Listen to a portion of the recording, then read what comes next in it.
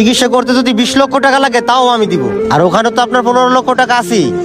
আমি চাই না আপনার মতো একজন আদর্শ সৎ মানুষ এত তাড়াতাড়ি দুনিয়া থেকে চলে যাক। আর আপনাকে চিকিৎসা করতে হবে, আর আপনাকে বাঁচতে হবে। না মুন্না, আমাদের সংসারের অবস্থা বেশি একটা ভালো না। মুন্না, এই 15 লক্ষ টাকা তোর কাছেই রাখ।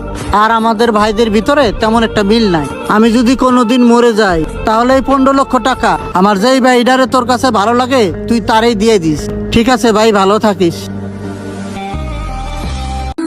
কি ভাই, আপনার কাছে 15 লক্ষ টাকা পা? এই সুয়েল, যা ভাইয়ের জন্য চেয়ার নিয়ে আস। ভাই তো আমাদের মেহমান। ভাই, আপনি তো আমাদের বাড়ির মেহমান, আপনি কি খাবেন বলেন, আমি এখনই বাজার থেকে নিয়ে আসতেছি।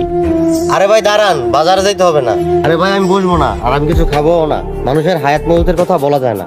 আমি যত তাড়াতাড়ি পারি আমার দেনাটা পরিশোধ করে দুনিয়া থেকে যেন বিদায় নিতে পারি।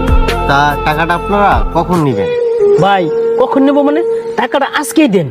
আজকে টাকাটা দেন, আমাদের জন্য অনেক ভালো হবে। আমি তো আপনাদের দুই ভাইকে টাকা দিব না।